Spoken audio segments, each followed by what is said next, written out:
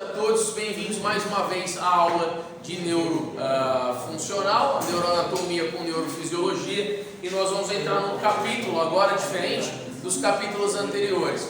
Os bimestres anteriores as aulas foram mais focadas e direcionadas para as estruturas neuroanatômicas e funções básicas de cada uma das estruturas. Agora nós vamos ter uma outra perspectiva da neurofuncional, a perspectiva mais clínica. Então é uma neurofuncional aplicada à clínica soberana dentro do quadro da psicologia. E a primeira patologia, a patologia de escolha devido à alta incidência e prevalência, ou seja, epidemiologicamente, é o TDAH. O transtorno de déficit de atenção e hiperatividade é, no território nacional, uma das patologias mais incidentes e prevalentes e que leva, obviamente, a déficits cognitivos, a alterações comportamentais, mudanças comportamentais e que leva também à associação a outras comorbidades que serão citadas, como o transtorno alimentar, o TA, como o TOD, o transtorno opositor desafiador ou desafiante. Então nós verificaremos desde a base neurobiológica do TDAH até o protocolo de tratamento, que é o protocolo essencial hoje através das medicações psicoestimulantes. Nós comentaremos também sobre medicações que são inibitórias para o sistema nervoso central, mas principalmente as de cunho estimulante, como o metilfenidato, a Ritalina, o Concerta, o Venvance, e como outras medicações como a atomoxetina. Então nós vamos falar principalmente do metilfenidato e da atomoxetina aplicados ao distúrbio de desatenção e hiperatividade, que é o famoso Atenta, né? Então vocês já devem ter entrado em contato com o nome e fantasia dessas medicações. Então a primeira coisa que a gente tem que entender, não é que o TDAH é uma doença, é uma patologia, é uma condição de herdabilidade genética. Nós temos mais de 200 genes envolvidos aí nas manifestações comportamentais e, claro, nas alterações neurobiológicas para que o comportamento possa se modificar. São mais de 200 genes que em indivíduos possa tê-los com maior penetrância ou menor penetrância, com erro genético de maior ou menor penetrância. Isso vem sendo muito pesquisado ao longo de décadas e hoje já se conhece esses 200 genes. É natural que há um gene sempre presente nessas manifestações, independente se é do subtipo desatento, o indivíduo do subtipo alocado na classificação imperativa, ou no indivíduo 50-50, 50-50%, que é o TDAH na forma mista. Não importa se é do subtipo desatento ou hiperativo ou misto, a modificação é num gene chamado de gene SLC.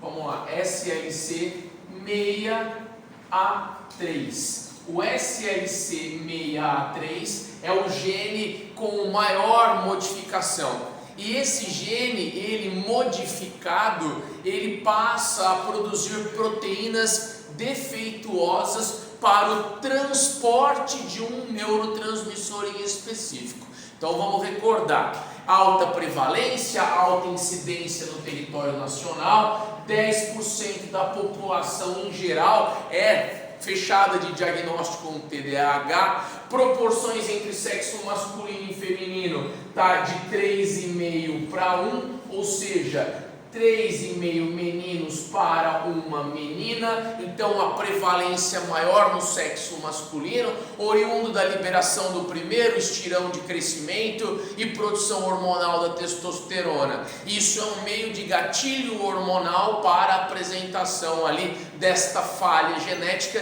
e exacerbação dessa falha genética. Então, mais uma vez, alta prevalência e incidência no território nacional, a cerca de 10-12% da população tem fechamento de diagnóstico para TDAH. Essas proporções elas têm variabilidade de acordo com crianças de 3 a 5 anos, de 12, por exemplo, a 18 e adultos ali na linha de 30 anos a 50 anos. Então a proporcionalidade é diferente, mas de maneira geral a média da população a gente tem 10% de afetamento. 200 genes envolvidos e desses 200 genes, o gene mais comum é esse SLC6A3. Isso significa que todos os portadores possuem alteração nessa classificação genética nesse gene? Bom, professor, esse gene então ele pode estar modificado com uma alta penetrância ou uma baixa penetrância. Vocês vão perceber daqui doravante para frente de que essas manifestações são variáveis. Há indivíduos com TDAH, por exemplo, com predomínio da desatenção, que tem uma desatenção moderada, e indivíduos com TDAH que possuem desatenção com desatenção severa, outros com desatenção leve. A mesma coisa para o subtipo, que é o subtipo hiperativo. Há a possibilidade de você encontrar um paciente com uma menor penetrância e uma manifestação mais branda de hiperatividade, ou uma manifestação moderada de hiperatividade, ou uma manifestação mais avançada de hiperatividade. Não há classificação dessas manifestações. Não há uma gradação dessas manifestações como a gente tem no TEA, por exemplo, no transtorno do espectro autista, onde há nível de suporte brando, nível de suporte moderado e severo. Para o TDAH nós não possuímos ainda, mas tudo indica, é linha de tendência de pesquisa e de diretriz, de guideline, que para os próximos anos, talvez para o próximo DSM-5, para o próximo compêndio do livro de doenças mentais da quinta, que nós estamos na quinta edição, talvez no da sexta edição, nós já tenhamos o quê? Uma diferença em conseguir alocar esses pacientes em níveis diferentes com relação à penetrância e manifestações, ora menos severas, intermediárias e mais severas. Então, obviamente que eu tenho a penetrância como um mandante na situação da manifestação do descontrole comportamental. O que a gente precisa entender também? O que esse gene faz? Ele gera uma falha na proteína que faz o carreamento do neurotransmissor. Já entendi, professor. Eu tenho o neurônio A, sim, você tem o neurônio A. Eu tenho o neurônio B e tenho que produzir uma neurotransmissão na fenda sináptica, na goteira sináptica, dentro do botão sináptico. Eu tenho que passar neurotransmissor do neurônio A para o neurônio B. Isso é um transporte que nós chamamos em neurofisiologia de transporte anterógrado. Eu tenho que conceber um transporte anterógrado. Agora, qual é o neurotransmissor em que essa proteína carreadora com falha não transportará, ou transportará falhando? É a nossa querida dopamina. O neurotransmissor, derivado de uma amina, é o neurotransmissor em questão no TDAH. Então, o portador de TDAH, ele não consegue transferir quantidade ideal para uma boa neurotransmissão. Nós não temos a taxa de quanto é transferida, mas eu posso hipoteticamente criar essa taxa. Eu não preciso de 100% de dopamina produzida aqui. Aqui aonde, professor? Eu que pergunto a vocês, qual é a principal área de produção de dopamina no sistema nervoso central? A substância nigra ou substância negra, lembra no mesencéfalo? Então, qual é a principal área produtora de dopamina? Substância nigra ou negra no mesencéfalo. Ela vai produzir 100% de dopamina? Suponhamos, vai produzir, mas será que eu preciso de 100% de dopamina passando do neurônio A para o neurônio B para funcionar essa via? Não. Então vamos colocar uma taxativa de 70%. Hipoteticamente, para que eu tenha a passagem de um potencial eletroquímico, eu preciso aqui de menos 40 milivolts e eu preciso de dopamina, ok? Eu preciso de eletricidade, de voltagem e eu preciso de um neurotransmissor. Eu preciso de 100%? Não, 100% até é muito. Algumas patologias como esquizofrenia se aproximam a 90%. Eu estou chutando números para vocês entenderem proporcionalmente o que eu estou falando. Então, do neurônio A para o neurônio B, eu não preciso de 100% de dopamina.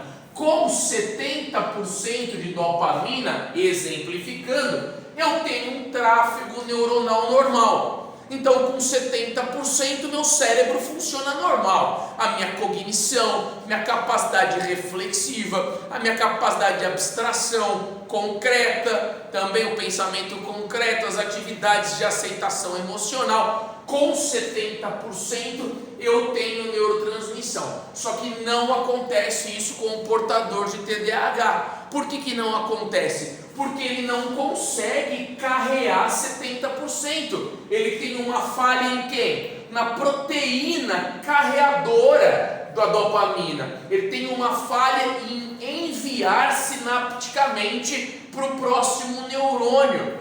Então, professor, já que ele não envia 70%, ele envia quanto? Ele envia 30%, ele envia 25%. Então eu entendi o TDAH. O TDAH é a falta de dopamina. Claro, é a falta de dopamina. É a falta de dopamina porque o indivíduo não tem o que para transportar a dopamina? Uma proteína carreadora saudável. E por que ele não tem uma proteína carreadora saudável? Porque ele tem um erro genético. Sim ou não? De herdabilidade genética. Então, mais uma vez, qual é a fundamentação neurobiológica do TDAH? Qual é o defeito que tem na cabecinha do indivíduo? Ele nasce com uma predisposição genética de maior ou menor penetrância, que é o que vai dizer se ele transportar 30, 40 ou 50, se a carga genética for de alta penetrância para essa falha genética, ele vai produzir pouquíssimas proteínas carreadoras, e as que tiverem sido produzidas serão o quê? Serão falhas nessa função. Ao passo que se a carga genética for de baixa penetrância, talvez ele consiga se aproximar dos 70%. E aí as manifestações sindrômicas serão mais brandas. Eu estou sendo claro aqui? Bom, o que eu quero de vocês é, só que se não vai para o neurônio B, se sai do neurônio A, mas não vai para o neurônio B, porque sai do neurônio A. Os 100, os 90, os 70 saem. Ele não tem uma falha na produção de dopamina. Ele produz dopamina. Não é igual o Parkinson que não produz. Ele produz dopamina. O que ele não faz é o quê? Transportar satisfatoriamente. Mas ele produz. Então significa, professor, que se ele produz, o que acontece com essa dopamina aqui, ó? Pulo do gato. O que acontece com essa dopamina na fenda sináptica? Ela é o que? Reabsorvida pelo neurônio A. Ela volta, ela é recaptada. Há o que? Uma recaptação. Só que no TDAH a gente chama isso do que? De hiperrecaptação. Então, qual é o erro neurobiológico do portador de TDAH? Ele tem hiperrecaptação de quem? De dopamina. Ao invés de ser transferida uma taxa ideal para o fluxo neural, essa dopamina volta, ela é hiperrecaptada. Ela não é hipercaptada pelo neurônio B, ela é hiperrecaptada para o neurônio A. Ela volta para o neurônio que acabou de liberar na fenda sináptica. Deu para entender? Já? Então eu tenho uma hiperrecaptação dopaminérgica por falha, obviamente, por falha do carreador, do transportador, da proteína transportadora. Professor, é aí que as medicações vão agir? Sim, por isso que o metilfenidato e a ritalina, no caso, né? Vamos colocar o remédio. O metilfenidato, ele é o que? Um inibidor de recaptação de dopamina. Ele inibe a recaptação. Se ele inibe a recaptação, fica mais dopamina na fenda sináptica. Ela é forçada a ser captada para o neurônio B. Deu para entender ou não? Então, como é que funciona a medicação? Ela inibe essa recaptação. Fica mais o que? Neurotransmissor na fenda sináptica. E por, obviamente, embebimento, né? Por pressão e por quantidade, o neurônio B, ele acaba o quê? Pegando, ele acaba captando tudo bem? Por excesso na fenda sináptica e não em prol do transportador, porque o transportador continua com falha. Agora, por depósito e acúmulo na fenda sináptica, obviamente o neurônio B acaba captando, né? Então o neurônio pós-sináptico acaba pegando essa dopamina e fazendo a neurotransmissão. Mas vamos continuar falando ali do erro biológico e quais são essas manifestações e derivadas do que nós temos essas manifestações. Porque a gente viu que tem 3 subtipos. Tem o subtipo desatento, hiperativo, o subtipo misto. Qual é o pano de fundo dessa galera? Qual é o pano de fundo? O pano de fundo comportamental e o pano de fundo para fechamento de diagnóstico desses indivíduos. Diga. Rapidinho, professor, esses subtipos, eles têm a ver com a penetrância? Tem a ver, não, a penetrância tem a ver com a gravidade dos indivíduos. Se ele é brando, se ele é moderado ou se os sintomas são severos. Assim como no TEA. Agora, o subtipo tem a ver do que eu vou falar agora. Tem a ver com as vias neurais. Se a dopamina não estiver sendo enviada por uma via específica, ele é classificado num subtipo. Se ela não estiver indo por uma outra via, esta dopamina no caso, ele é de outro subtipo. E assim por diante. Eu vou fazer com que vocês entendam o porquê que existe esses subtipos. Neuronalmente, bioquimicamente e, claro, óbvio, a via específica de cada uma dessas falhas que promove a mudança comportamental para cada subtipo. Eu vou mostrar o porquê que esses 3 subtipos existem. Tá? E aí eu quero que vocês prestem atenção porque tem tudo a ver com o que vocês viram na neuro até agora. As áreas, o mesencéfalo, o córtex, a área límbica, entendeu? Agora chegou o momento de fazer a associação de onde essa dopamina sai e onde ela tem que chegar, que quando ela não chega, a apresentação do subtipo. Okay? Então, como pano de fundo, o diagnóstico naturalmente não é fácil. Nós temos que acompanhar esses indivíduos durante 6 meses.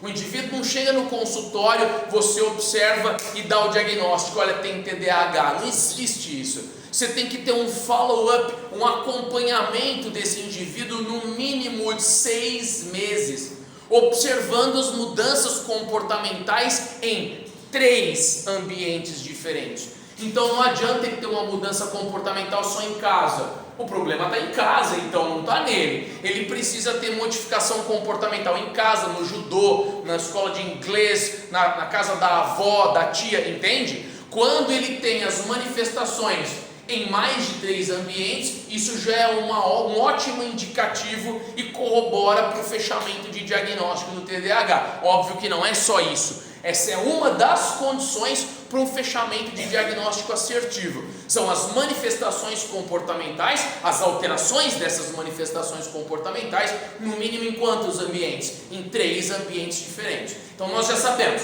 o paciente tem que ser acompanhado por 6 meses e as apresentações dos sintomas devem ser em 3 ambientes, identificáveis em 3 ambientes. Além disso, esses indivíduos eles precisam hoje, segundo o DSM-5, de uma idade mínima de 12 anos para o fechamento de diagnóstico. Até o DSM-4 a idade era 7 anos, hoje se estendeu para 12. E o porquê disso? Porque havia muito viés e diagnóstico diferencial nesse primeiro estirão de crescimento, de 7, 8 anos, uma liberação absurda de testosterona, que é onde a gente libera mesmo, principalmente no sexo masculino, que é o mais afetado, e era confundido com manifestações da própria doença. Então, o que se prezou? Se prezou para se protelar mais essa idade e avaliar mais consistentemente em uma fase etária mais tardia, próximo aos 12 anos. Eu concordo, né, com isso, mas você perde a janela do diagnóstico precoce do TDAH, da intervenção farmacoterapêutica e claro, psicológica, né, psicoterapêutica precoce. Eu vejo 9 anos como uma idade excelente para o fechamento de diagnóstico. Já surge uma linha também, trazendo essa faixa etária intermediária como uma faixa excelente para o fechamento de diagnóstico, para que não se perca a janela desse erro biológico e não se deixa o negócio desandar, porque é uma patologia grave. De um ponto de vista cognitivo, o paciente não tratado, ele pode ter um declínio de até 25% da capacidade cognitiva. Isso é muito! 25% da capacidade cognitiva pode sofrer, pode estar afetada. Ele pode perder pensamento lógico, abstrato, reflexivo, 25% da cognição. Deu para entender? Então, quanto cedo ele for diagnosticado e tratado, melhor. Então, entre 7 e 12 anos, o que a gente observa na prática clínica e também nesses autores que publicam, estão publicando recentemente para engrossar e espessar, evidentemente, essa parte de referendado teórico para o TDAH e de pesquisa, eles falam em 9 anos. Ok? Então, daqui para frente vocês vão ver algumas mudanças, como por exemplo a classificação, né? Como no TEA e como por exemplo principalmente a idade de 9 anos, que fica entre os 7 e os 12, talvez uma idade ideal. A gente torce para que isso continue, as investigações continuem e a gente consiga afunilar, né? E ter um diagnóstico mais assertivo e mais precoce, diminuindo danos futuros. Você imagina 25% aí de perda cognitiva? Isso é um absurdo. E acontece isso? Acontece. Pra vocês terem uma ideia, diagnóstico por imagem em TDAH. Não se fecha diagnóstico por imagem, não se fecha TDAH com ressonância, mas a gente já tem vários estudos, eu digo inúmeros, centenas de estudos que mostram que pacientes não tratados em 5 anos têm declínio volumétrico do corpo caloso, declínio volumétrico do giro do cíngulo e declínio volumétrico da região verminal do cerebelo. Então olha só, é o que acontece, perde massa neural, perde volumetria neural. Entende qual é a preocupação? O indivíduo está perdendo neurônio, porque esses neurônios estão deixando de serem estimulados pelo neurotransmissor que ele não tem.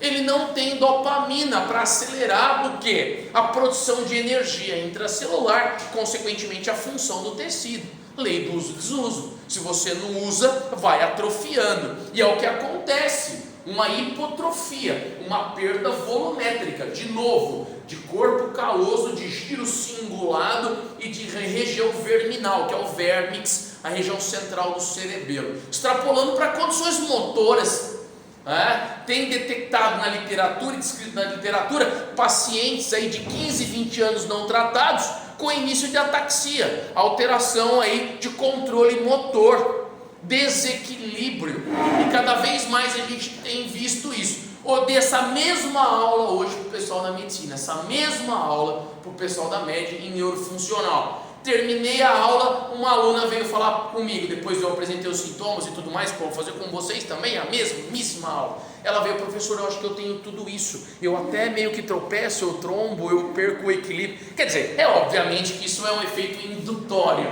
né? Mas as pessoas conversam e comentam sobre isso. E nós estamos apenas no começo dessa aula. Eu nem falei das vias ainda. Eu quero que fique claro, pessoal, porque talvez a gente não vá se frequentar mais depois desse ano. Então está na hora de tirar a dúvida sobre uma patologia que eu acho que daqui para frente vocês terão aulas com professores que não abordarão essa parte mais neural, talvez a parte comportamental, que é muito importante, né? Através da aplicação da terapia cognitivo-comportamental, outras análises também comportamentais, mas talvez aqui seja uma das poucas oportunidades de vocês tirarem a dúvida neuroquímica comigo, ok? Então vamos lá, o que acontece? 200 genes, esse é o principal, maior, menor ou penetrância intermediária, e as manifestações aonde? Na proteína que carrega a dopamina. Então a falha de carreamento do neurônio A para o neurônio B, e C e D consequentemente. Então significa que essa dopamina é produzida normalmente, só que não transportada normalmente. Significa que essa via dopaminérgica, ela está falha, sim ou não? Então ela está falha porque se não se transporta, se hiperrecapta. As medicações entram em qual sentido? entram em reduzir essa hiperrecaptação do neurônio pré-sináptico.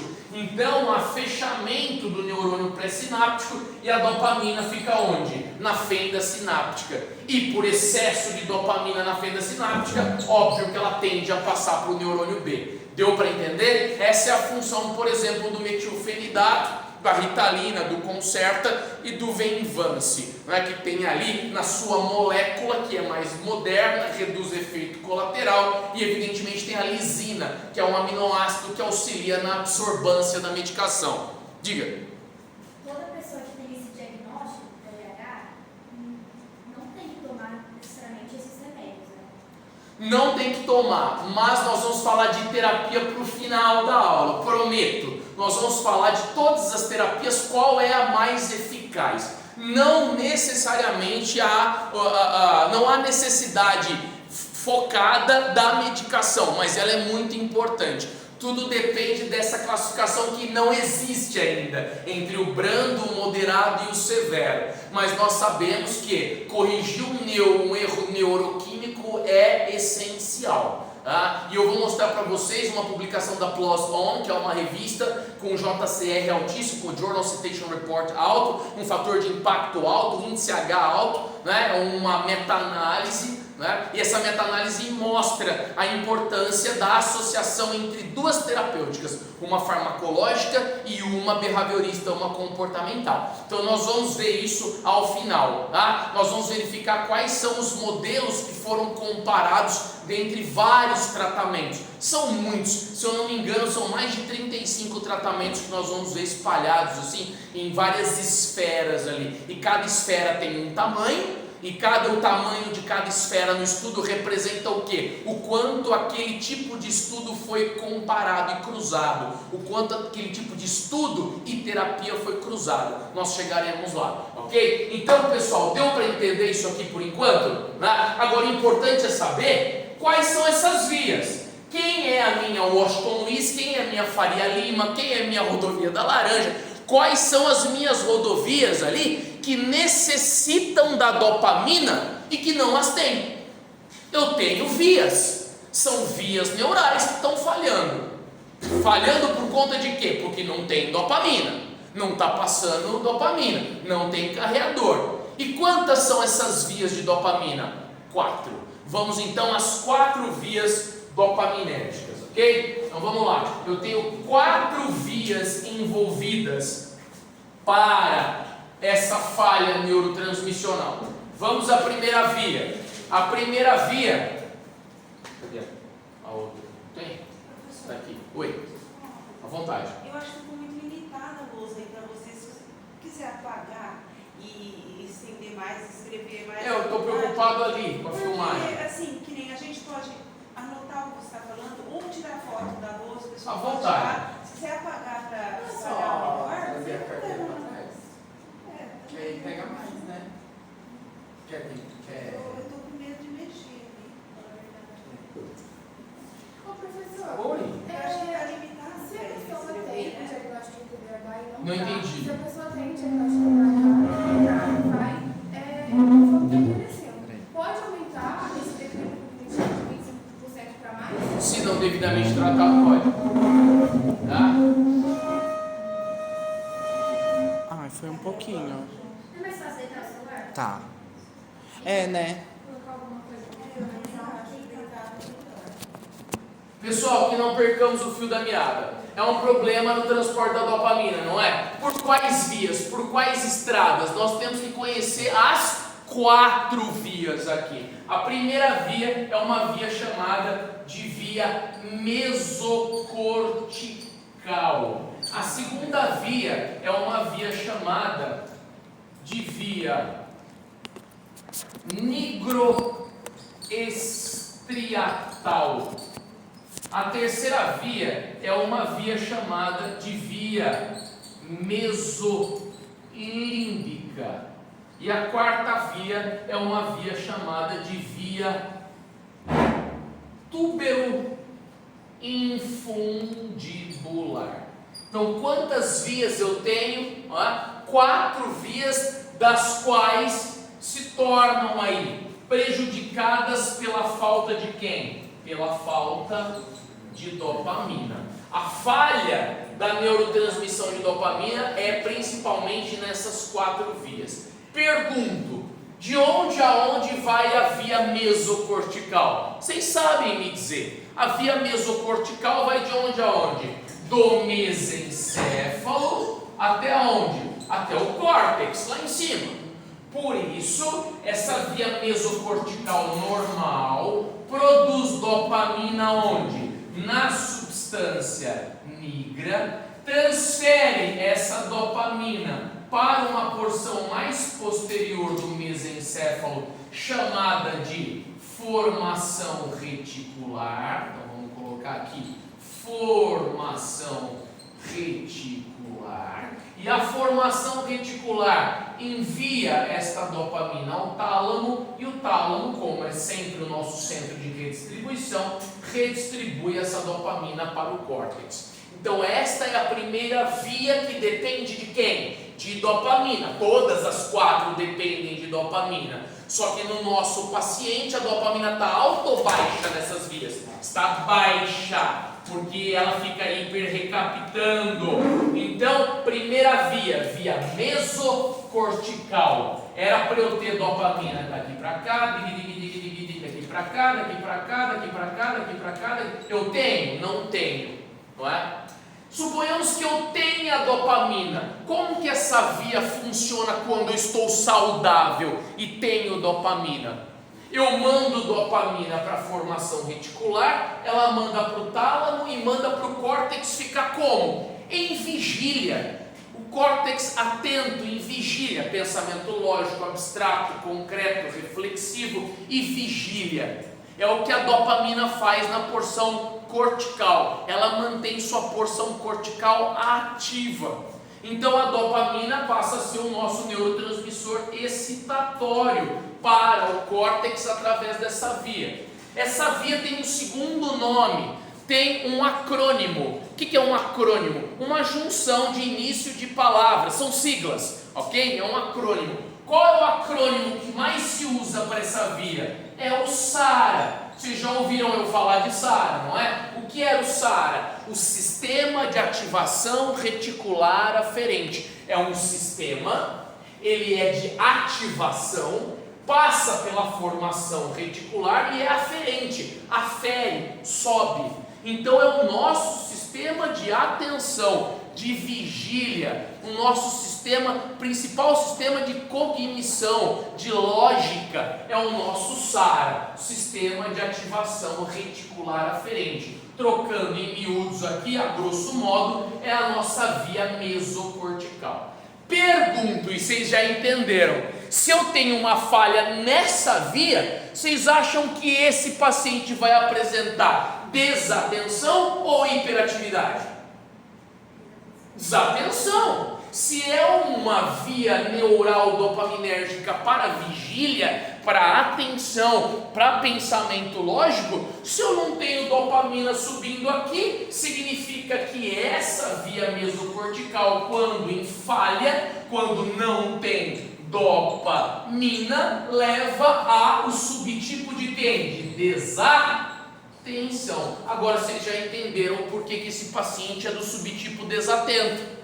Porque majoritariamente falta dopamina em qual via dele? Na mesocortical. Sim ou não? Como é que a gente pode comprovar isso, professor? Ressonância nuclear magnética funcional. Ou tratografia, que é um exame maravilhoso, magnífico. A tratografia trabalha com o fluxo aquoso no fluxo axoneoplasmático. Trabalha com a captação de água que passa entre os neurônios. O fluxo, ou vocês acham que é só o potencial eletroquímico que passa de um neurônio para o outro? Não, é um fluxo aquoso. E essa água, obviamente, facilita a neurotransmissão. É um condutor elétrico importantíssimo. E a tratografia se presta a isso, a avaliar a passagem da água e a passagem do potencial elétrico pela bainha de mielina.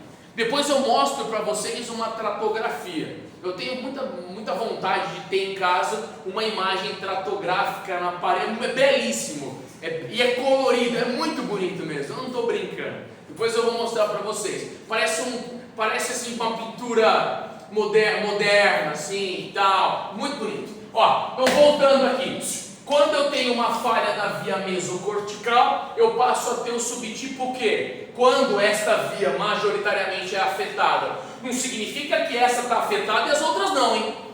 Calma que nós estamos apenas no começo, né, da identificação. Significa que quando esta está mais afetada, as manifestações são do cunho de desatenção. Tudo bem? Mas professor, explica para mim como ele se comporta quanto desatento. Calma, vai ter uma tabela só dos comportamentos de desatenção.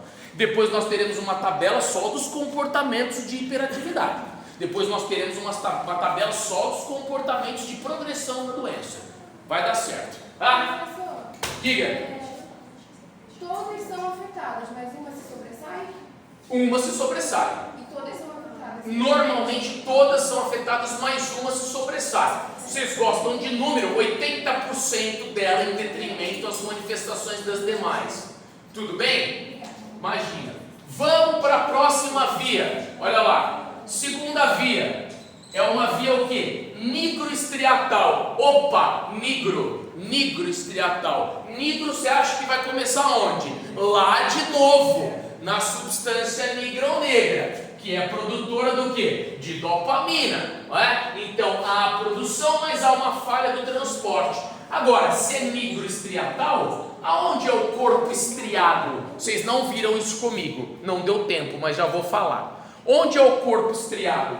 O corpo estriado é aqui, ó. Aproximadamente nessa região. Vou cortar a transversal e ver por cima. O corpo estriado fica aqui, ó, mas mais profundo, na substância branca. São ilhas cinzas dentro da substância branca. É o que nós chamamos de núcleos da base. O corpo estriado é formado por quê? Então, por núcleos da base. Professor, melhora isso pra gente? Melhora. Quais são os núcleos da base? Os núcleos da base são o putame, globopálido externo e globopálido interno, e a minha região de núcleo caudado, cauda do núcleo caudado e cabeça do núcleo caudado. Então eu tenho putame, globopálido externo e interno, núcleo caudado diferido em cauda do núcleo caudado e cabeça do núcleo caudado. Isso é o que? O meu corpo estriado. E o que esse corpo estriado faz, professor? Esse corpo estriado, ele programa a atividade motora. Então eu não estou sabendo mais nada. Porque quem programava a atividade motora eram os 3 giros frontais. Você está correto. Lá era a programação motora piramidal. Era a programação motora refinada. Aqui, nessa formação estriada, é o que? A programação motora grosseira. Muito bem, grosseira. Programação motora grosseira é uma via o quê? Uma via extrapiramidal. Então vamos voltar no segundo, que vocês já se perderam no raciocínio com esse aluno. Segunda via é a nigroestriatal. Nigroestriatal sai da substância nigra ou negra e vai para o corpo o quê? Estriado. Para o corpo estriado. Quem faz parte do corpo estriado? Putame, globopálido, núcleo caudado, são áreas de programação motora. Aí eu pergunto, tá tendo dopamina ou tá faltando? Tá faltando. Se tá faltando, tá conseguindo programar o movimento? Não tá programando o movimento. Então ele não vai ter agitação. Não, ele não terá movimento, programação de movimento, porque não tem dopamina. Mas o que o corpo pensa? O que o cérebro pensa? Não tem dopamina, então eu tenho que ativar um outro neurotransmissor. neurotransmissor excitatório, que é o glutamato. Então, ó, qual é o problema? Eu vou ter dopamina? Não, a minha dopamina vai estar baixa. O meu cérebro, então, ele faz de tudo para que eu continue tendo programação de movimento. Então ele recruta quem para ser neurotransmissor nessa via motora? O glutamato. E aí o meu glutamato, ele aumenta. E aí o indivíduo começa a ter o quê? Agitação, hiperatividade. Então vocês acabaram de entender. A via nigroestriatal, quando não tem dopamina, substitui pelo glutamato, que não é o neurotransmissor ideal. Já que não é o neurotransmissor ideal, ele leva ao quê? A hiperatividade. Sim ou não? É como se você fosse botar um combustível no seu carro e no primeiro momento você só põe o quê? No teu carro? Você só põe gasolina Podium. Ó, tá chique. Tá indo bem, o carro não chacoalha, não trava, não tem movimento errado, não pula, vai linear. A dopamina é nosso Podium. Nossa gasolina Podium é dopamina. Você colocou num posto de baixa procedência, né, de procedência duvidosa, o que vai acontecer? O teu carro vai começar a falhar, tem hora que teu carro acelera demais, tem hora que teu carro breca. Então, quer dizer, o que eu quero trocar aí analogamente falando é que o neurotransmissor ideal para os núcleos da base não é o glutamato, é a dopamina. Só que como você não tem dopamina, você tem que usar o que tem. Você usa o glutamato e aí você começa a ficar o quê? Hiperativo. Então o subtipo hiperativo é o subtipo que tem falha na via o quê? Nigroestriatal. Que tem falha da dopamina para onde? Falha da dopamina para o corpo estriado, para o estriatum. Sim ou não? Agora, independente dessa classificação, onde nós temos o predomínio do subtipo desatento ou o predomínio do subtipo hiperativo, independente disso, sempre haverá falha nessa via aqui, ó, que é a via mesolímbica, que agora é a nossa terceira via. O que essa via mesolímbica faz? O que ela ora faz? Essa via mesolímbica, ela vai de onde a onde primeiro? Mesolímbica, ela vai do mesencéfalo para onde? Para o sistema límbico. O meu lobo límbico era formado por quem? Eu acho que vocês lembram, né? Meu lobo límbico era o giro cingulado, o paripocampal, lembra disso? Fazia uma curva. Vamos até fechar o símbolo aqui e abrir aqui para a formação do corpo amidaloide. Então isso aqui era o meu lobo o quê? O meu lobo límbico, ó. Isso aqui era o meu lobo límbico. Tudo isso era o sistema límbico, junto com o circuito de Papez, lembra? Via mamilotalâmica, o fórnix, e esse é o lobo límbico. Qual é o nome da via? Mesolímbica.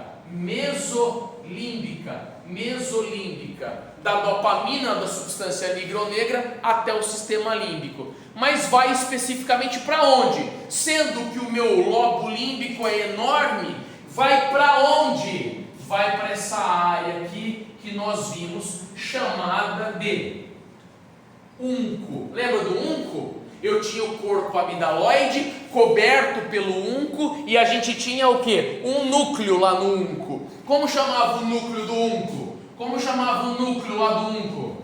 Quem lembra? Como chamava o núcleo do unco? Chamava-se núcleo accumbens. O núcleo accumbens é para onde vai essa dopamina. Então qual é o nome dessa via? Mesolímbica. Vai do mesencéfalo para o núcleo accumbens. Sabe o que é? Pelo que essa via é responsável? Eu já falei aqui. Essa via é responsável pelo sistema de recompensa. Ok? Pelo sistema de recompensa. Tem dopamina ali? Não. Ele se sente satisfeito e recompensado por alguma coisa? Não. Você gosta de chocolate, eu vou te dou uma cesta de chocolate da Lindt. Se não satisfeito, eu vou lá te dou uma da Lindt e te dou uma da Copenhague. Se não satisfeito, eu te pago uma passagem para uma maravilhosa fábrica de chocolates. Não satisfeito, você nunca vai ficar satisfeito. Deu para entender ou não? Não porque você não quer, porque neuroquimicamente você tem uma falha na área da satisfação. Então tudo que você faz para o portador, ele nunca está satisfeito. Essa via mesolímbica é a mesma via que tem falha, por exemplo, no indivíduo adicto, usuário de cocainérgicos e anfetamínicos. Nós chamamos essa classe de medicações ou drogas, não é? De CARTs.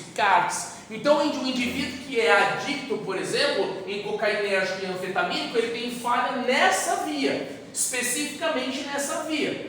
Por quê? Porque ele nunca se sente satisfeito e recompensado. Então você não vai pagar para ver se você tem uma falha genética na via mesolímbica, pelo amor de Deus.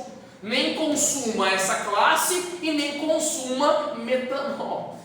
Tem muita coisa rolando por aí, né? E perigosíssima. Então vamos mais uma vez. Essa via é a via o quê? Mesolímbica. Do mesencéfalo até o núcleo o quê? Accumbens. É uma via de recompensa. Então significa, professor, que tem uma queda de dopamina nessa via? Tem.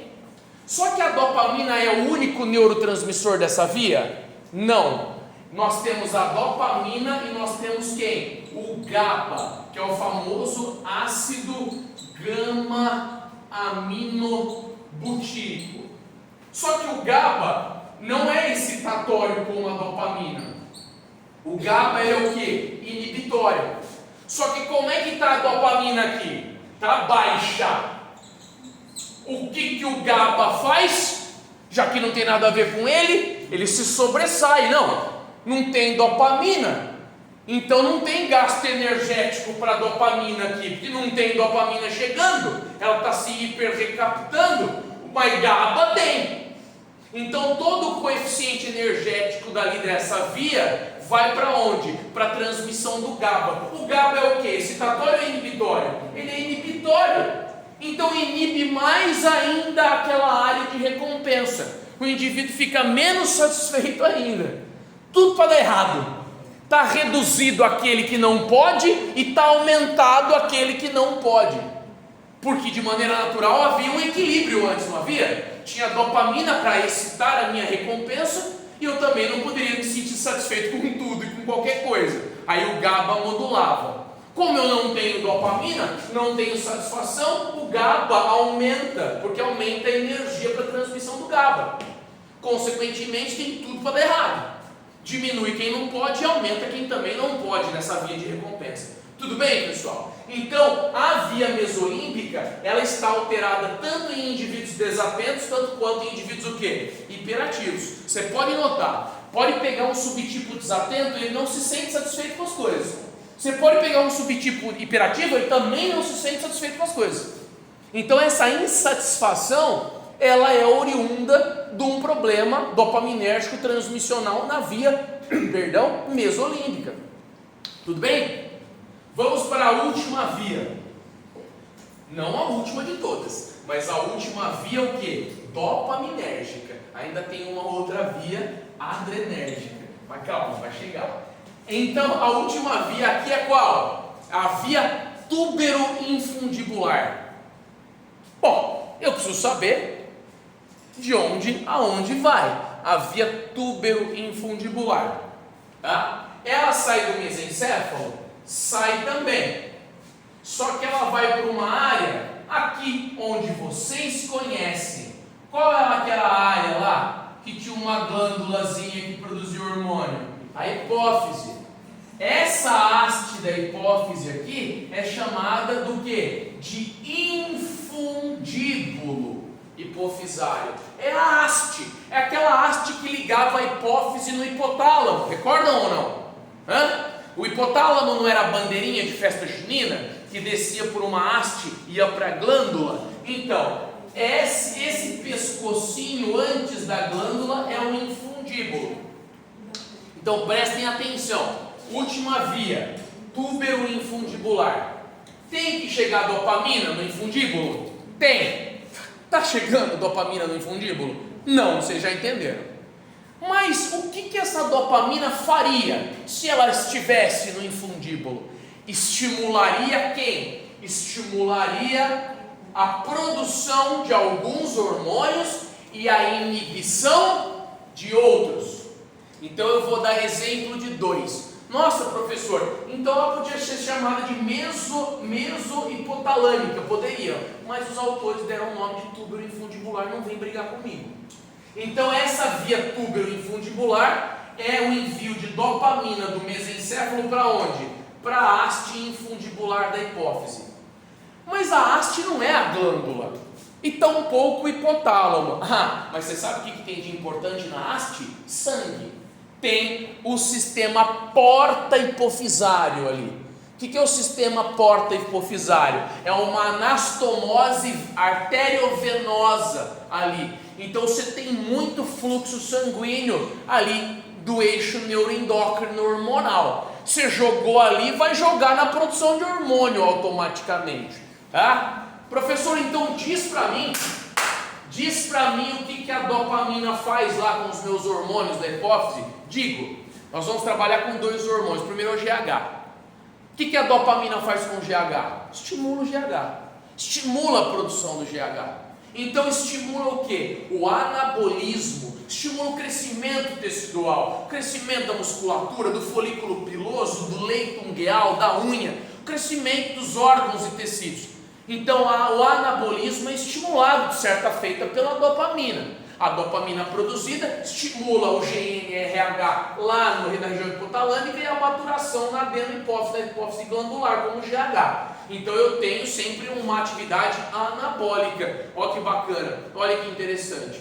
Por isso que quando tem pouca dopamina, eu não estimulo o GH. Se eu não estimulo o GH, eu não cresço. O meu metabolismo basal faz o quê?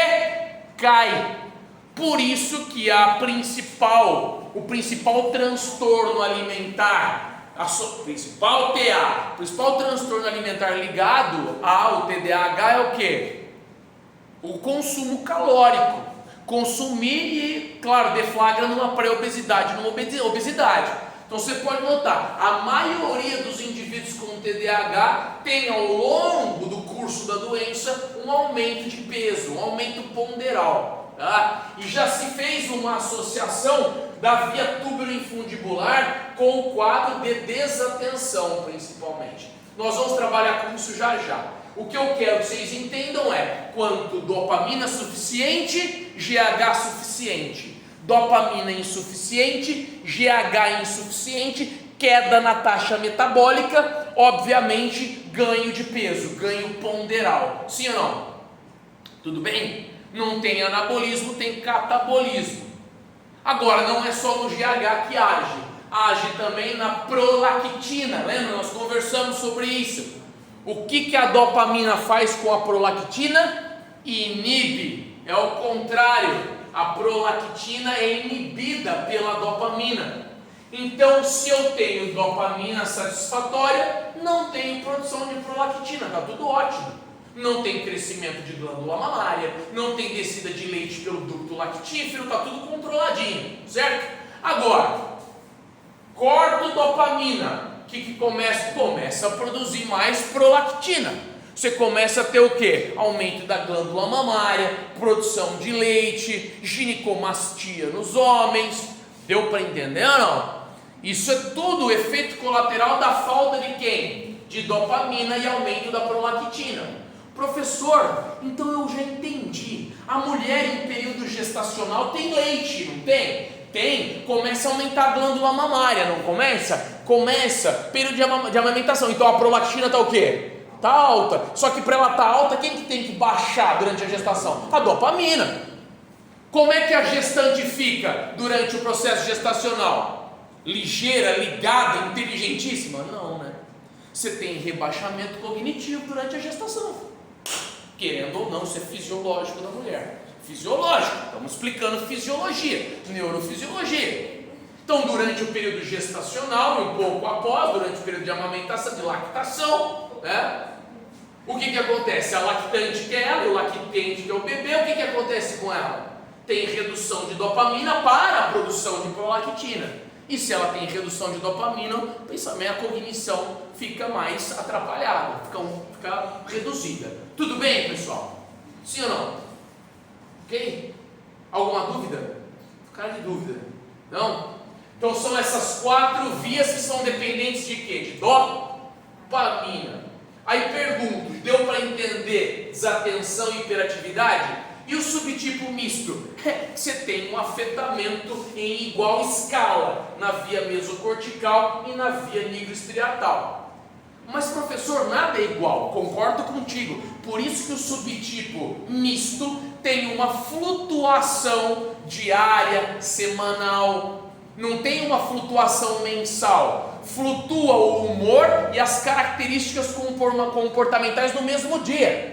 No mesmo dia que ele está hiperativo, não sei o que lá, tá aqui lá, ele fala e faz. Daqui 2 horas ele está retraído, com um comportamento embotado, antissocial, desatento. Então o subtipo misto, há uma flutuação dessas características, mas não em períodos que demorem. Não hoje está de uma maneira, daqui 2 semanas estará de outra. Isso acontece em um curto período de horas, dias e tudo mais. Sim ou não? Professor, como diferencia isso do borderline? Borderline é uma outra história. Nós teremos aula de borderline. Borderline é culpabilização de terceiro. As alterações não são dopaminérgicas, as alterações são serotoninérgicas, os receptores são outros, 5-HT2A, 5-HT2C, são outras manifestações. Nós teremos borderline. Deus abençoe. Então nós vamos ter TDAH, a segunda patologia será esquizofrenia, a terceira será borderline e a quarta será TEA, transtorno espectro autista, tá? Porque a gente não pode comer bronha aqui. Tudo bem, pessoal? As 4 vias. Tem uma quinta via? Tem. Essa quinta via é dependente de dopamina? Não. É dependente do spoiler que eu dei. É dependente de quem? O que está escrito aqui? Adrenalina. Adrenalina. Então, você lembrou? Adrenalina. Pessoal, tudo bem aqui? Tudo bem. Nossa, tinha uma época que eu era tão chato que eu contava uma piada, o pessoal começava a dar risada, eu falava, aqui ó, agora cortava o barato da piada. Mas eu melhorei com o passar do tempo, eu acho, né? Era muito assim, ó. Muitas coisas foram melhorando. A vida vai ensinando, né? Que a gente não pode ser. Não somos robô, né? Então, você tem que ter. Um pouco imperativo, com certeza. Mas então vamos à quinta via. A quinta via é dopaminérgica? Não, a quinta via é o quê? Adrenérgica. Ó, como a gente vai melhorando com a vida, ó, adrenérgica. Agora eu preciso saber, essa via adrenérgica vai de onde a onde? Tem que saber de onde a onde vai a via adrenérgica. Tem uma área que vocês conhecem. Aqui não é mesencéfalo? Sim. Aquela origem do capeta, aquela história. Aqui não é ponte? Como é chamada essa área embaixo? Muito bem. Na vista, se eu estiver olhando aqui, ó, posterior, eu tenho uma abertura aqui, não tem, ó? Como é que chama essa abertura? Losângica ou losangonal? Como é que ela chama? Os folículos, sei lá, não é ó, aí que fica? O folículo fica mais acima. É fenda, não é fenda.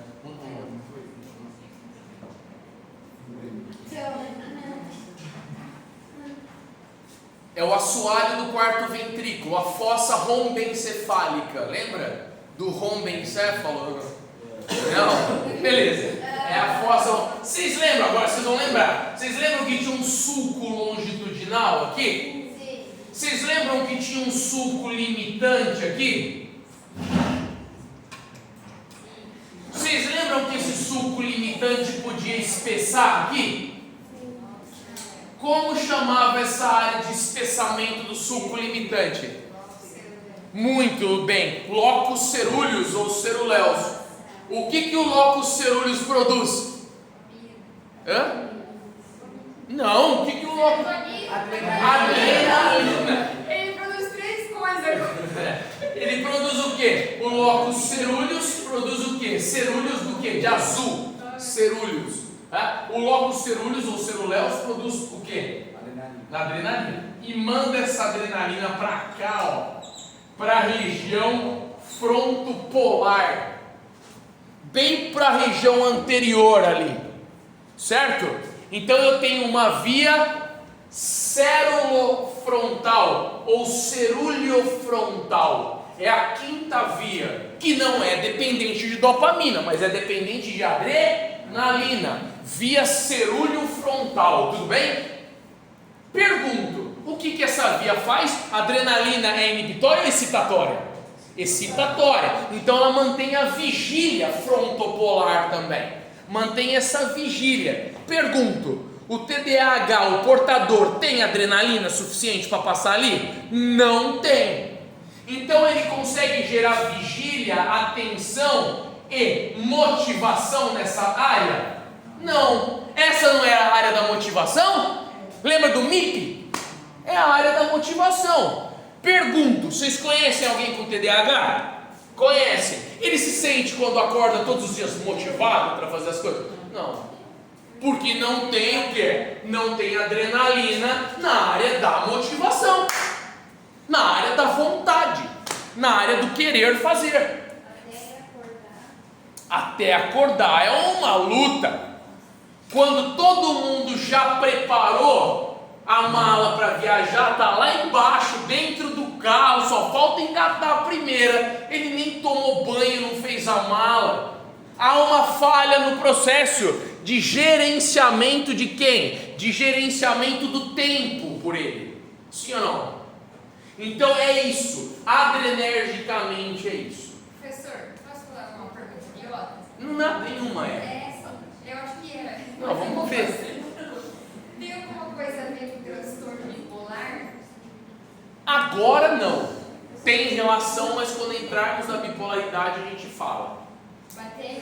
Um pouquinho, mas não muito. O transtorno bipolar tem mais a ver com o borderline do que o TDAH. Com via serotoninérgica do que dopaminérgica. É pouco, mas tem, mas é pouco. Pessoal, tudo bem? Agora nós vamos trabalhar. Diga. Isso tem a ver com o fato da pessoa não ter essa motivação de manhã, mas depois se motivar o dia inteiro, vamos supor assim, se motiva com uma coisa, depois logo desiste, se motiva com outra, logo desiste. Sim, é exatamente isso que acontece. Então o que acontece? Ela não se sente recompensada pelas pequenas coisas do dia a dia.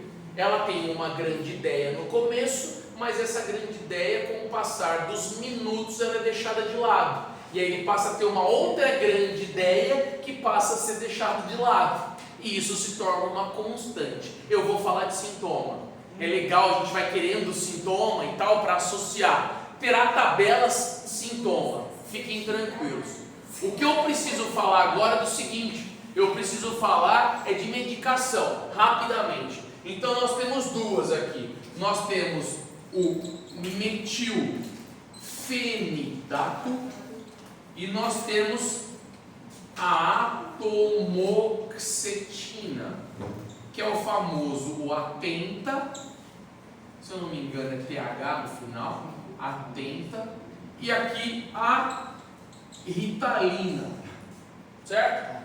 Qual é a diferença? O metilfenidato vai o quê? Será um inibidor de recaptação de dopamina.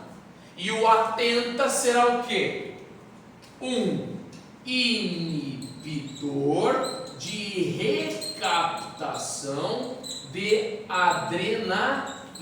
Deu para entender a diferença? O Atenta é para quem tem o quê? Falha principalmente na via adrenérgica. E o metilfenidato é o mais comum deles e o mais amplo, porque a maioria dos indivíduos tem falha no quê? Na transmissão dopaminérgica. Sim ou não? Agora uma coisa que a gente tem que entender é que muitas são as comorbidades associadas no TDAH. E dentre elas, algo que vai mudar para o diagnóstico, para a diagnose com o passar do tempo, é o TOD. Que TOD? Não. O transtorno opositor desafiador. Diga. As 4 vias têm a ver com hiperatividade e desatenção? As 4 não. Essa daqui com desatenção, essa com hiperatividade. E a mesolímbica sempre estará presente. E a que menos está presente, que pode vir a ter alteração, é a túberoinfundibular. E a causa o que é? Foi o que a gente falou. diminuição da produção de GH, lembra da história do eixo neuroendócrino? Se eu não tenho dopamina, eu não tenho GH. Então, ao invés de ter anabolismo, começa a ter catabolismo e ganho de massa gorda, ganho de acúmulo de adipócito. E também aquela outra história, a dopamina é que controla a prolactina. Se eu não tenho dopamina, a prolactina está alta, é a história do ducto lactífero da glândula mamária. Ok? Tudo bem? Tudo bem, pessoal? Então, o que a gente tem que entender? Das comorbidades, das doenças associadas. Nós podemos ter um transtorno alimentar, como eu citei, da obesidade. E essa obesidade vem por dois fatores. O primeiro fator da obesidade é essa via aqui. A gente já viu, não é? Como é que fica o metabolismo basal? Fica baixo, não tem GH, o metabolismo basal fica baixo. E qual outra via contribui para esse transtorno alimentar? A adrenérgica. Ele não tem adrenalina, você sabe o que ele faz para obtê-la? Adivinha? Come açúcar. O açúcar simples, ele faz um feedback positivo para a produção de quem? De adrenalina. Então, se eu como açúcar, eu fico mais adrenado? Claro que fica. Então, quando ele come açúcar, ele está tentando fazer o quê? Suprir a necessidade de uma adrenalina que ele não tem. Só que ele acaba o quê? Engordando. Deu para entender ou não? Será que a creatina é um açúcar? Não, a creatina é uma proteína de ação energética intracelular. Da energia intracelular. A creatina é ó, chuchu. Bacana. Alguma dúvida? Não? Então eu vou apagar aqui a lousa e vocês apagarão por vez aí as luzes, para eu poder projetar a lista. Deixa eu só apagar a lousa primeiro. Posso? Peraí.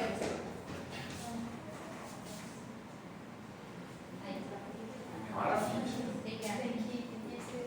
Porque eu preciso passar a lista dos sintomas.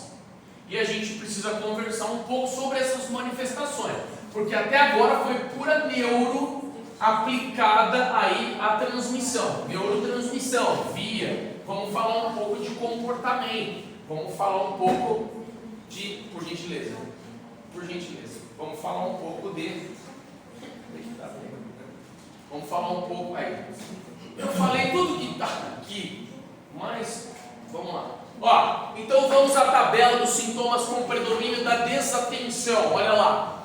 1, 2, 3, 4, 5, 6, 7, 8, 9 sintomas. Eu tenho que ter quanto tempo de acompanhamento desse paciente? 6 meses. Tenho que acompanhar durante 6 meses e observar as manifestações em quantos ambientes diferentes? 3. Quanto de idade ele tem que ter para um fechamento diagnóstico hoje, segundo o DSM-5? Qual seria o correto, segundo o compilado de estudos mais recentes? 9 anos. Muito bem. Tá? Além disso, quantos sintomas dessa aquarela de sintomas ele tem que ter? 6 também. Tá? Vamos ver quais são esses sintomas? Bom, eu não sei quais são, tá? De pessoa para pessoa. Vamos ver quais são os sintomas na totalidade. Ok? Então vamos lá. Primeiros sintomas, olha lá.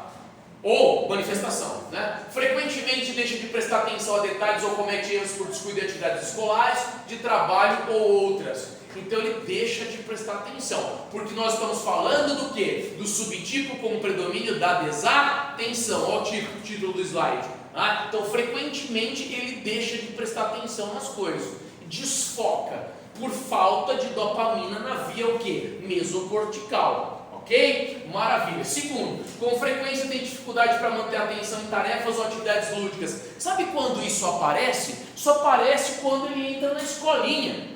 Por quê? Porque essas manifestações de atenção, elas são percebidas quando a tarefa é uma tarefa regimental. Em casa ele tem pouco disso na primeira infância. Mas depois começa a piorar, por quê? Porque na escola ele tem o quê? Regra.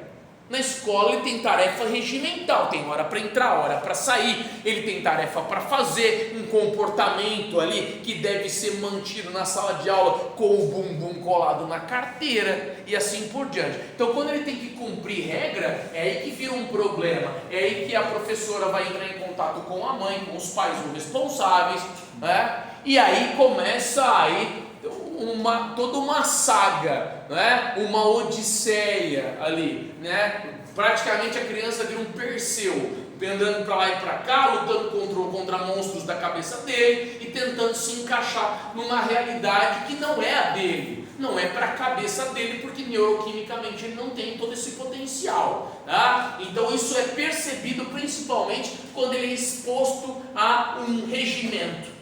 E não é só na escola, não. Pode ser na escolinha de futebol. Tudo que tiver regra envolvida, naturalmente ele tenta se esquivar das mesmas. Vamos lá, terceiro. Com frequência parece não estar escutando quando lhe dirigem a palavra. Então ele está muito desatento, né? Não tem atenção, não tem foco.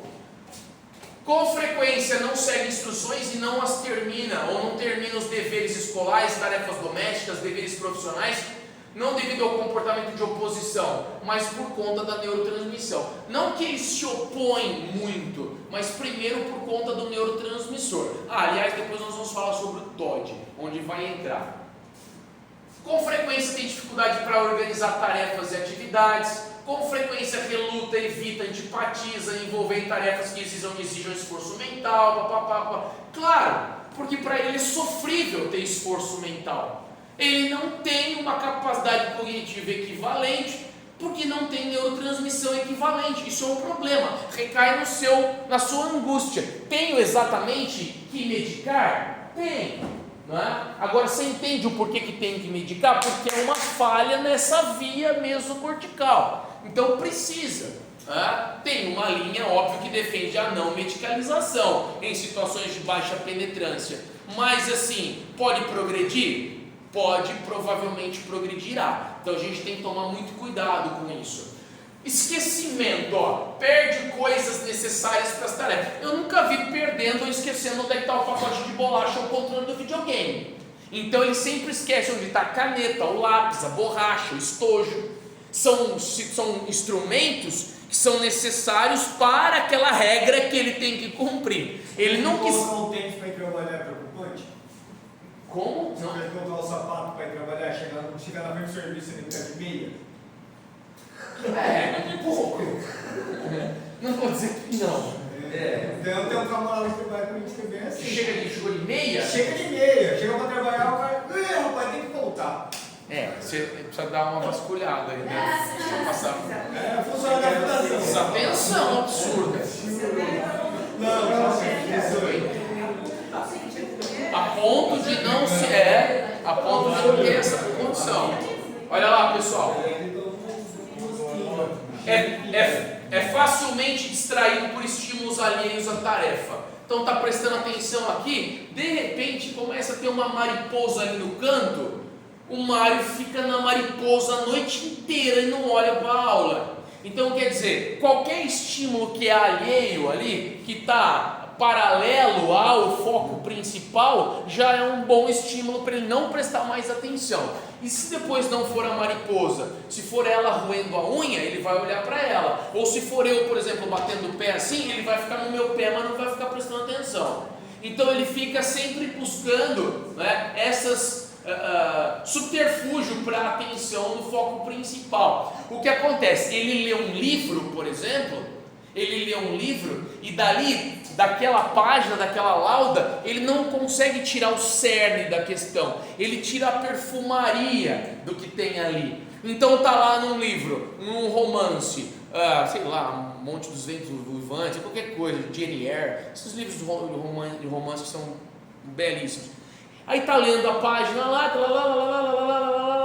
e chegou o momento do cavaleiro chegar e pegar a dama e sei que lá. O cara prestou atenção na janela que estava aberta e o vento corria pela janela. Tipo, entende? Ele vai na perfumaria, não vai no foco principal. Isso é uma área que nós chamamos de claustrum. Tem uma área nuclear da base chamada de claustrum ou clautrum. É uma área bem fininha atrás da ínsula. Lembra da ínsula? Atrás da ínsula tem o clautrum ou claustrum, como queiram. Essa área difere o que é importante do que não é importante. Porque nós não podemos considerar tudo que a gente vê como importante. A gente tem uma triagem cerebral. E ele tem uma falha nessa área também, na área do claustrum. Deu para entender? Então ele não presta atenção no que deve ser prestado atenção. Então essa história de desatenção não é uma desatenção de tudo, que ele fica fora de si. Não, é uma desatenção de uma coisa porque ele está prestando atenção aonde? Em outra. Deu para entender ou não? É uma migração atencional. Próximo. Com frequência apresenta esquecimento de atividades diárias, que é a história do sapato. O cara chegou de meia. Mas tem mais um agravante aí, você falou sobre o álcool. Ele tem que todo dia ele chega de manhã, ele passa no bar antes para tomar pinga. Então, mas aí já é outra história. Aí ele pode ter uma falha naquele sistema de recompensa. Isso pode acontecer. Tá? Só que o que acontece? O álcool não é um neuroestimulante. Talvez se fosse anfetamina, ficaria quieto. Anfetamina e cocaína, você falou, né? O álcool não é um neuroestimulante. Entende ou não? Tanto que o uso, perdoe, tanto que tem muita gente que usa a Ritalina, que usa o Venvance com álcool, para dar barato. Sim, por quê? Porque o que acontece com o Venvance? O que acontece com o Venvance? Não acelera o fluxo dopaminérgico, sim ou não? A Ritalina não acelera o fluxo dopaminérgico como tratamento? Só que qual o perigo de tomar o álcool junto? O álcool é um inibidor do sistema nervoso central. E a anfetamina, ou, por exemplo, o metilfenidato é uma anfetamina, gente. A Ritalina é uma anfetamina meio que mascarada. A molécula é muito parecida. Deixa eu voltar. Ó. Dá uma olhada na anfetamina. Dá uma olhada na epinefrina, na adrenalina. Deixa eu ver se eu tenho aqui. Dá uma olhada na molécula da Ritalina. É muito parecida. Os anéis aromáticos, o grupamento amina é muito igual. O que eu quero dizer é, se você toma uma medicação dessa junto com o álcool, o seu cérebro não entende o que está acontecendo. Se você quer estimular ou se você quer inibir, porque o álcool inibe, entende? E a Ritalina estimula, até dar uma pane. Primeiro e ré, justamente. Até você ficar o quê? Neutro. Você morrer. Né? Tudo bem, pessoal? Então, vamos voltar lá, onde nos interessa. Então, esses são os sintomas do subtipo desatento. Eu tenho que ter quantos deles? 6. Ok? Eu achei que fosse dar tempo de ministrar TDAH completo, mas não vai, pessoal. Me perdoe, né? Tem muitos slides para frente, inclusive da comparação dos tratamentos. Eu acho que dá tempo de mais um slide desse aqui. Esse é com predomínio, indivíduos com predomínio de quem? Da hiperatividade. Ah, professor, mas tem impulsividade. Impulsividade não fecha diagnóstico. Nós temos que ter o quê? Esses aqui, ó. 1, 2, 3, 4, 5, 6. Exatamente a manifestação desses 6 sintomas de hiperatividade. Ok? Então, o paciente com hiperatividade, não é? Ele tem um crivo maior para o fechamento de diagnóstico, porque tem que bater exatamente com esses sintomas. E ele os manifesta? Sim. Vamos dar uma olhada. Frequentemente agita as mãos ou os pés? Está sempre assim. Está inquieto. Uma inquietude absurda. Não para. Frequentemente abandona sua carteira, sai da sala de aula e volta. Acontece. Não consegue ficar parado no lugar. Frequentemente corre ou escala em demasia. Já viu criança que vai para o shopping e fica trepando nas coisas, subindo, não para? Sim. O que mais? Com frequência tem dificuldade para brincar ou se envolver silenciosamente em tarefas de lazer. Nunca está quieto, está sempre lá, está aquilárico, falando sem parar. Está na fila do escorrega? Está falando. Está não sei aonde? Está falando. Não para. Né? Está frequentemente a mil, todo vapor, como a gente diz, fala em demasia. Né? Então essas são as características fundamentais para o fechamento. Então dá para notar que é mais difícil de fechar, por quê? Porque tem menos sintoma. Só que são sintomas o quê? Mais gritantes, são bem perceptíveis. Mas professor, só com esses 6 sintomas e tudo que a gente viu eu fecho o diagnóstico? Não. Segundo a Sociedade Brasileira de Neurologia e Neuropsiquiatria, você não pode fechar assim. Você tem que fechar também com o uso de questionário dirigido. E são vários os questionários aplicados, com inúmeras perguntas e geração de um score, de uma pontuação. O que eu estou dando para vocês é o pontapé inicial sintomático, sindrômico. Depois vocês irão se aprofundar no fechamento de diagnóstico clínico. A minha função são testes psicológicos. Então a minha função não é dar teste psicológico. Você terá o professor ideal para dar teste. Se não me engano, vocês terão uma disciplina de teste psicológico. Tem o teste psicológico e neuropsicológico. Isso. E não é um só, são vários. Né? São vários testes psicológicos, vários. E é importante que vocês tenham um contato com esses testes, ok? Pessoal, e aqui são sintomas que podem vir a serem identificados. Frequentemente dá respostas precipitadas antes das perguntas serem completadas. Então, por exemplo, eu te fiz uma pergunta, você está me respondendo, mas antes eu me precipito, né? Eu sempre interrompo um terceiro. O que mais? Com frequência tem dificuldade para aguardar a sua vez, a escola escorrega, tem uma fila de criança, está empurrando, está puxando, quer ir na frente. Frequentemente interrompe ou se mete em assuntos alheios de outras pessoas, né? Em brincadeiras ou conversas de terceiro. Tá lá, é o cara que abre a rodinha, né? Entra lá e como é? O que é que está acontecendo aí? Como é que foi? Mas pessoal, isso tem uma data de validade. Como uma data de validade? Porque essas manifestações todas, elas são sentidas pelo portador. O portador de TDAH tem a plena noção de quem ele é. Ele sabe e ele sofre com isso. Ele sabe que ele é desatento, ou se for do outro subtipo, ele sabe que ele é hiperativo. Ele sabe, tanto que muitas das vezes essa exclusão social não vem dos coleguinhas que o acham chato, que muitas das vezes acham mesmo. E execram ele da rodinha, tornam excludente da rodinha. Mas ele sente isso e muitas das vezes ele se auto-exclui. Isso acontece e é muito comum. Por quê? Porque ele sofre com isso, porque ele sabe o que tem e não consegue ser diferente. Imagina você saber que você está errado e não conseguir mudar. A gente que não tem problema como tal, né? Falando, não sei da individualidade de cada um, mas a gente que não tem problema como tal, a gente sofre por muitas coisas que a gente sabe que está errado e não consegue mudar. Daquela pessoa que te faz mal, mas você está junto. Daquele lugar que você não quer ir, mas você vai. A gente sofre, mas não consegue mudar. E a gente não tem problema neuroquímico dessa gravidade. Você imagina quem tem esse problema neuroquímico com essa gravidade, que quer mudar e não consegue.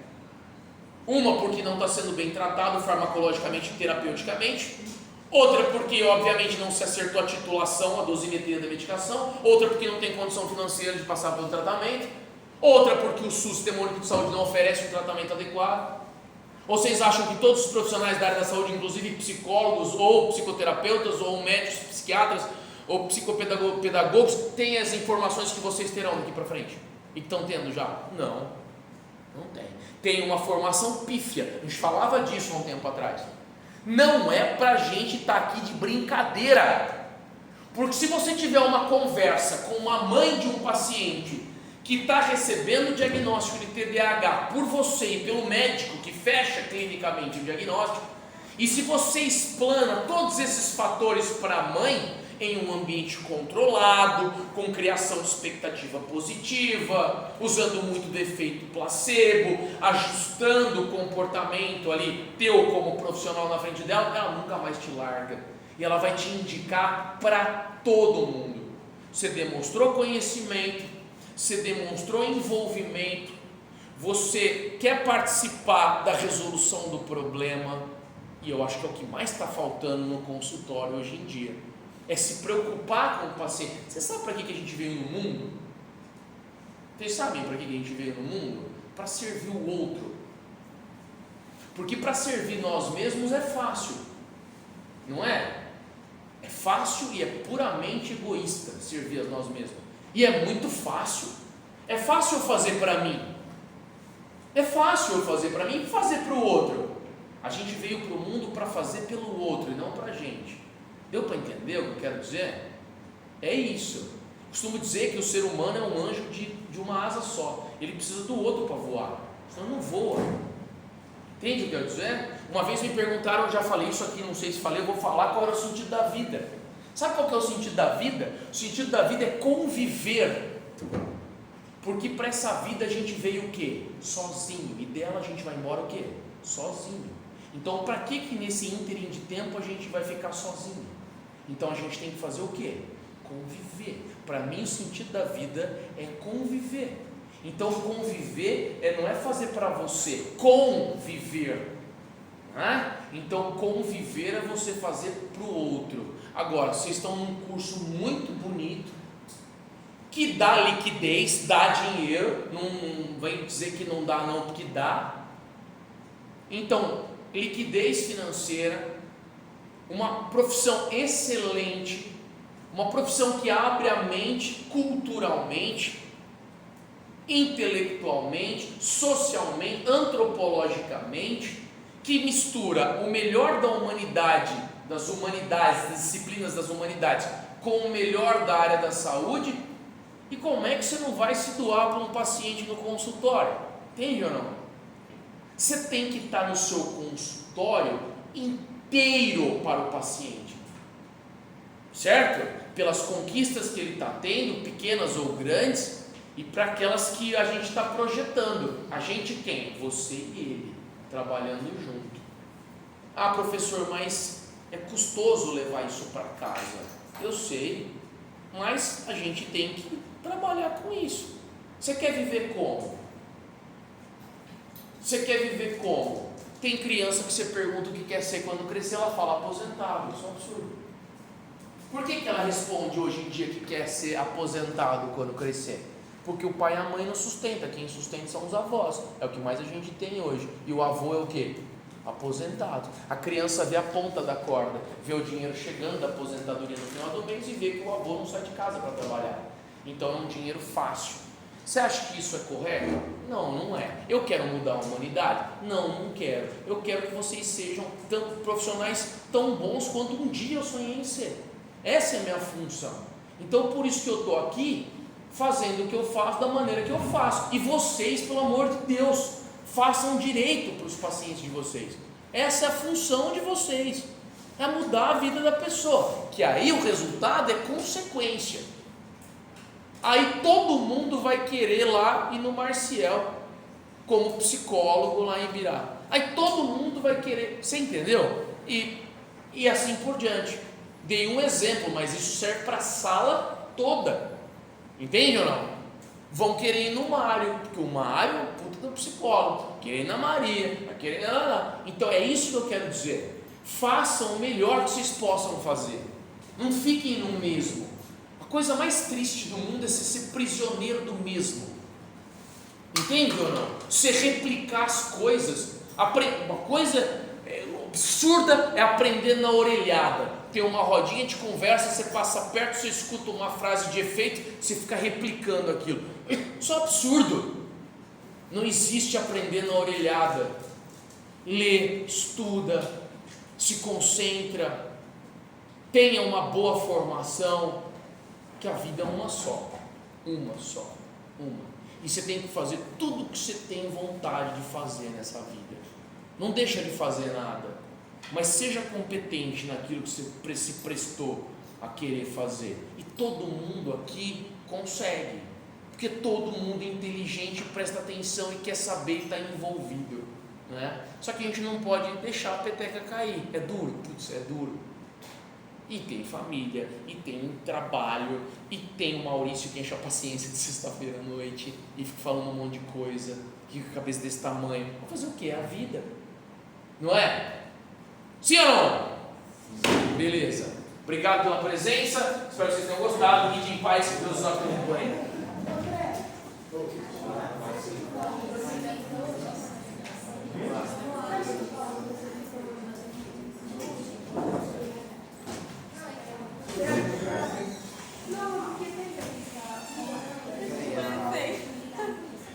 ainda. Arrasou!